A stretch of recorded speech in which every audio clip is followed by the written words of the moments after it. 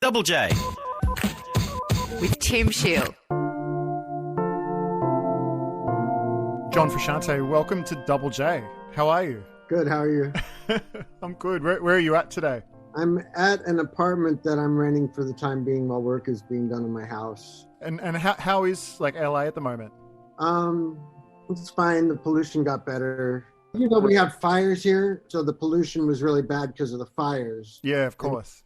They're making some progress, and so the pollution, maybe because of that and partly because of the wind or whatever, the air is not as bad to breathe at the moment. Oh man, there's so many like overlapping giant news stories in the world. Sometimes it's, you know, something can kind of just enter a blind spot. Yeah, as far as the COVID cars out, there's a lot of cars out. For a while, the streets and the highways were real empty, but there's plenty of people out now.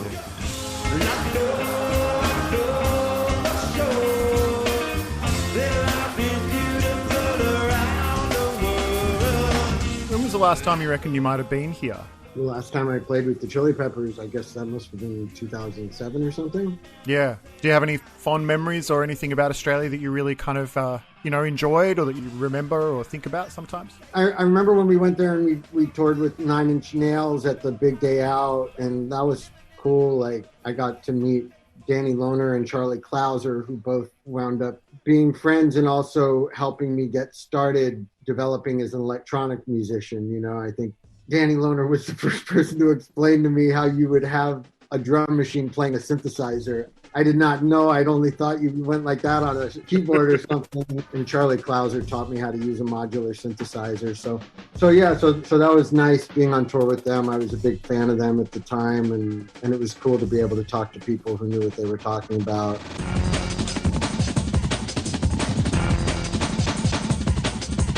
Let's get into your love of electronic music. Like, how far back does your love go? What's your first memory of an album or a sound in terms of dance music or electronic music? There were things here and there that I liked when I was growing up, but I didn't really seek it out, and I was so sort of caught up in trying to be the best guitarist that I can be that I knew more about guitar music with guitar in it than I did about synth music. But there was always things that I liked.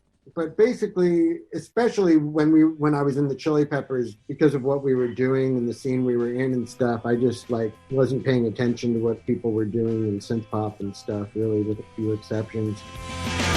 Dream of Californication. Dream of Californication. At that time that we were making Californication, I found that electronic music was so inspiring to me and sound that I made a rule for myself. I can't listen to electronic music until after rehearsal every day, because when we were writing our record, if I would start out the day by listening to like Depeche Mode or rave music of some type, it made what we were doing at rehearsal seem boring. Right. But so I'd force myself to listen to whatever guitar music seemed colorful to me, like Joy Division, Bow Wow Wow, like Fugazi, the Yardbirds. You know, there were certain things that seemed just as colorful as electronic music to me. But when I went home, it was all about Tricky and Massive Attack and Depeche Mode and Human League and stuff like that. It's just and I feel that all throughout that last period that I was in the Chili Peppers, electronic music was real big influence on what I was doing, even though it wasn't super overt. I was still making guitar music in the band, but I was playing along with a lot of electronic music and memorizing it a lot. And I think it did help as rock music was starting to die, our music was still sort of seemed new. And I feel like that's because I was being influenced by things that we knew at that time that maybe another rock band would have still been only listening to, Led Zeppelin or the Beatles or whatever. And we were listening, I was listening to all kinds of stuff. But then when I was on drugs, I really froze. Being on drugs, makes your development sort of freeze. You can't really develop as a person or expand your horizons as a person when you're on drugs, in my opinion. When I got off drugs, I found that I was just a different person. I'd had a lot of sort of near-death experiences and stuff, and whatever it was about that and just surrendering myself to starting a new relationship to the outside world when I'd almost left the world, all of a sudden electronic music was the main stuff that sounded exciting to me, So it was that, and then I start touring around the world, and I just start buying like electronic music kind of at random, just like, so I discovered like the Reflex label and Warp Records and other rave music. Like there was this label React that was very popular at the time that had these Reactivate samplers and these React test samplers, and I really liked all that. And then started going to drum and bass clubs and stuff in Los Angeles in the early 2000s, and by like 2008, I started having friends who threw warehouse parties and stuff like that, and became friends with Aaron Funk, who gave me a lot of the 91 through 96 jungle and breakbeat hardcore that wound up being my favorite kinds of music. And it's been an influence on a lot of the stuff that I've done since that time, but this is the first time I've really like made really breakbeat based music that doesn't really have much of a rock in. As far as I know, it doesn't have any rock influence or pop influence in it. It almost sounds like a revelation. It sounds like you've always been open to music, and you've always been open even to electronic sounds and other kinds of sounds. Like that's come through in all of your work, even through the 90s, this openness to experimenting, which you're now quite well known for. You're sort of talking about this awakening of electronic music being a thing that hit something that hadn't hit before. Like, can you put your finger on what that was, what that feeling was? I think when it started with synth pop and hip hop and stuff, they seemed really like simple to me or something, and they didn't seem very expressive. And little did I suspect that as time would go by, very quickly, people started getting very expressive with sound and very expressive in ways that you can't be expressive on real instruments, like being expressive with samples and filling up music with tons of samples all over the place, and that in itself being a form of expression.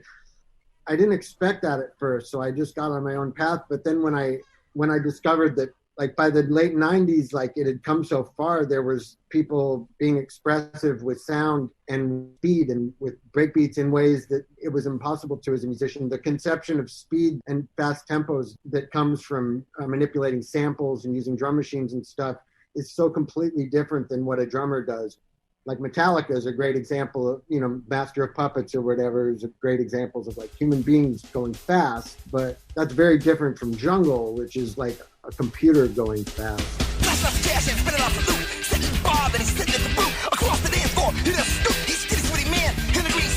It reminds me of how it was when I used to go see the Chili Peppers. That's how I saw them before I was in the band, as being like, they would play this fast funk music, this fast, intense funk music.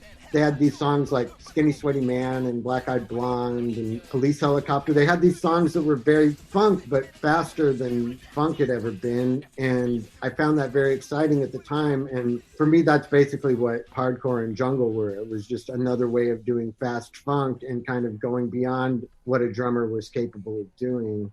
I didn't realize that synthesists and samplists and drum machinists were going to outdo real musicians. John, can we talk a little bit about Maya? Sure, yeah. Maya, your cat, who the record is.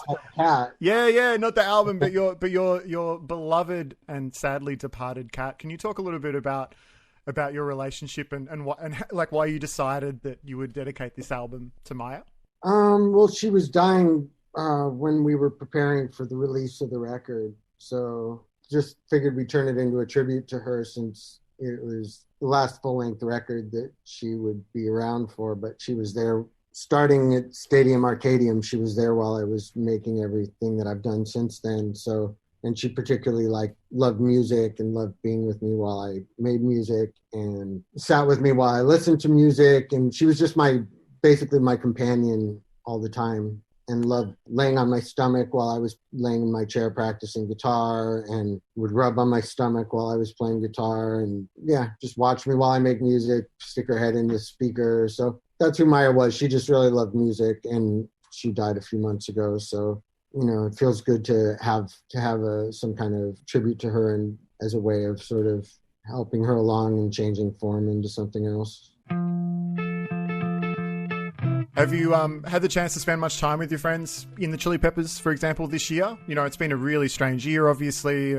We're all social distancing and there's a bit more isolation than usual. Have you had a chance to be checking in on the people who are close to you? Yeah, we were rehearsing for a couple of months, and then the quarantine started, and then we stopped rehearsing for a couple of months, and then we went back to rehearsing. If you trust the people who you're doing it with and you're all being careful, fine.